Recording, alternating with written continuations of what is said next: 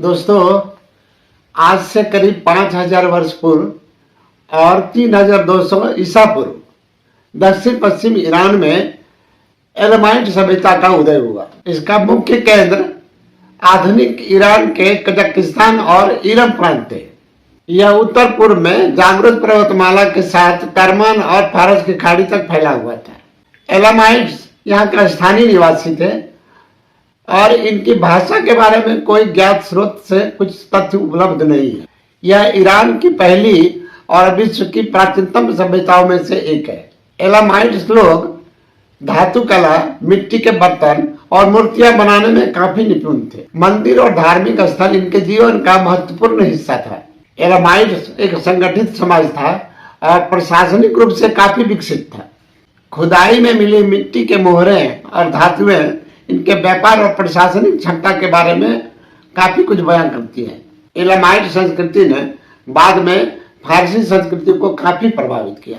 इनका पड़ोसी राज्य मेसोपोटामिया था और इनकी सभ्यता से लगातार इनका झड़प और संघर्ष होते रहता था। लगातार हो रहे युद्ध के कारण इनकी स्थिति काफी कमजोर हो गई थी। बाद में 539 ईस्वी पूर्व में साइरस द ग्रेट ने यहाँ हमला करके इस क्षेत्र पर अपना आधिपत्य स्थापित कर लिया। इसके बाद एलम पूरी तरह फारसी साम्राज्य में विलोपित हो गया। दोस्तों, 2000 ईसा पूर्व से यहाँ आकर मध्य एशिया से मिड्स और फारसी जनजातियों ने आकर बसना शुरू कर दिया था। मिड्स ने पहली बार ईरान को एक राष्ट्र के रूप में विकसित किया। 550 ईस्वी पूर्व में महान साइरस ने मिड्स को हराकर यहाँ पर अपना हकमनी साम्राज्य स्थापित किया। इसी समय यहाँ फारसी धर्म का उदय हुआ। साथ ही फारसी कला और वास्तुकला का भी विकास हुआ। साइरस द्वितीय को उनके प्रशासनिक क्षमता के कारण साइरस द ग्रेट नाम से लोग जानते हैं। प्राचीन विश्व का यह सबसे शक्तिशाली साम्राज्य था। इसने बेबीलोन पर विजय प्राप्त कर मध्य पूर्व से पश्चिम एशिया तक अपना साम्राज्य का विकास किया।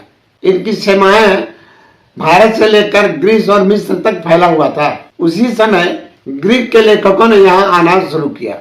इन्होंने अपने पुस्तकों में यहाँ के सैन्य शक्ति और प्रशासनिक क्षमता के बारे में विस्तार से वर्णन किया है और इसी समय इन्होंने अपने पुस्तकों में इसको पार्सियन के रूप में लिखना शुरू किया।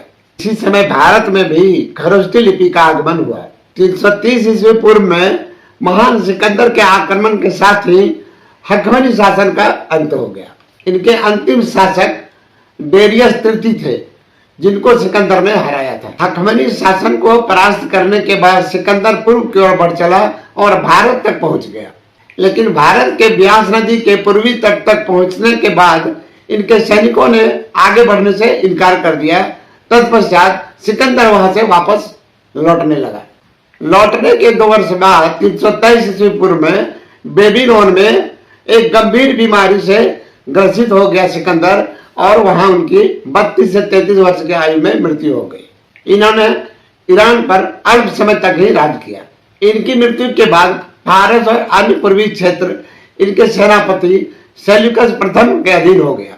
सेल्यूकस ने 323 से 129 ईस्वी पूर्व तक यहाँ पे शासन किया। 129 ईस्वी पूर्व में एप्टामा में हार के बाद इनके भी शासन का अंत हो गया। इनके शासन में यहाँ पे यूनानी संस्कृति, कला, भाषा और साहित्य का गहरा प्रभाव पड़ा। इनके समय में ही ग्रीक शहर बसाए गए थे। 247 ईस्वी पूर्व में पारसियन जनजातियों ने यहाँ विद्रोह शुरू कर दिया और पारस पर अपना आधिपत्य स्थापित कर लिया। इनका शासन 247 ईस्वी पूर्व से 224 ईस्वी तक कायम रहा। 224 ईस्वी में यहाँ पे ससानिदों ने अपना आधिपत्य स्थापित किया और फारस संस्कृति को फिर से बहाल किया। 651 में अरबों द्वारा किए गए आक्रमण के साथ ही ससानिदों का भी शासन का अंत हो गया। ससानियन काल को स्वर्ण युग के रूप में भी जाना जाता है। वास्तुकला के क्षेत्र में ताके कहारा का गुंबद काफी प्रसिद्ध है। इस काल में बनाए गए चाहरताग का गुंबद भी काफी प्रसिद्ध है। इनके शासन काल में ही जरथुस्त्रवाद को राजकीय धर्म के रूप में मान्यता मिला।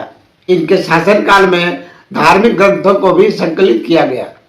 चांदी के बर्तन बनना, पहाड़ों पर उत्खनन करना और रेशम वस्त्र का उत्पादन भी इनके कार्यकाल में ही शुरू हुआ। ससानी साम्राज्य का अंत और अरब मुसलमानों का आधिपत्य स्थापित होने के साथ ही यहाँ इस्लाम धर्म का भी स्थापना हो गया। अब इस्लाम एक राजकीय धर्म बन गया था।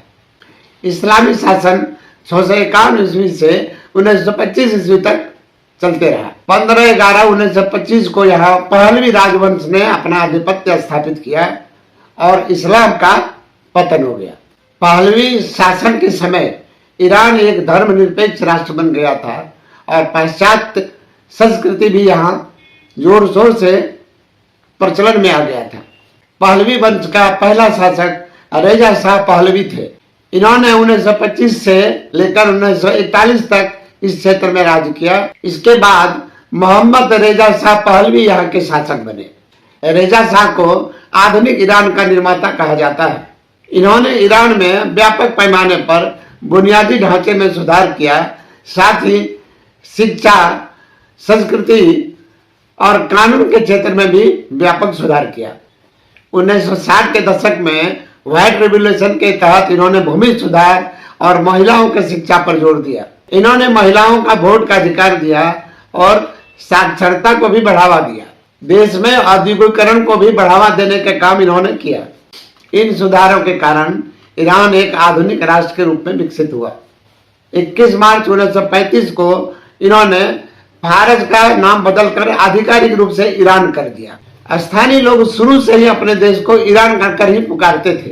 राजा शाह पहलवी ने स्थानीय लोगों की भावनाओं को ध्यान में रखकर ही यह फैसला लिया था। ईरान का अर्थ आर्यों की भूमि है। पहलवी शासन का अंत 1979 के इस्लामी क्रांति से हुआ। इस क्रांति ने ईरान में 2500 साल से चल रहे राजतंत्र को समाप्त कर दिया और ईरान को एक इस्लामी गणराज्य के रूप में घोषणा किया। राजा शाह को देश छोड़कर भागना पड़ा। इस क्रांति के नेता अयातुल्लाह रुहुल्लाह खोमेनी थे, जो यहाँ के सर्वोच्च नेता बने। इनके शासनकाल में ईरान में कई सामाजिक और धार्मिक परिवर्तन हुआ और कई नए कानून बने। अमेरिका और पश्चिमी देशों के साथ इनका संबंध अब दुश्मनी में बदल चुका था। ईरान ने अमेरिका को ग्रेट सैटन और इजराइल को लिटिल सैटन करार दिया। ईरान ने लेबनान में हिजबुल्लाह और फिलिस्तीन में हमास जैसे आतंकी संगठन को प्रश्रय देना शुरू किया। महिलाओं के लिए हिजाब अनिवार्य कर दिया गया। इन्होंने पश्चिमी संस्कृति पर भी रोक लगा दिया। आज भी ईरान में धार्मिक सत्ता ही सर्वोच्च सत्ता माना जाता है, लेकिन लंबे आर्थिक प्रतिबंधों ने यहाँ के लोगों के लिए जीवन दूभर कर दिया है। नागरिकों के असंतोष के कारण यहाँ के सत्ता को काफी कठिन चुनौतियों का सामना करना पड़ रहा है। हालिया अमेरिकी और इजराइल के हमलों ने यहाँ जीवन काफी दूभर कर दिया है। लोगों में बेरोजगारी और महंगाई के कारण असंतोष फैल चुका है। ऊपर से आग उगलती मिसाइलें और ड्रोन के हमलों ने लोगों में डर का माहौल पैदा किया है। लोग अपने घरों में डूबे हुए हैं। भविष्य ईरान का क्या होगा, ये युद्ध के समाप्ति के बाद ही पता चल पाएगा। दोस्तों, यह विश्लेषण आपको कैसा लगा अपने कमेंट बॉक्स में बताइएगा। नमस्कार।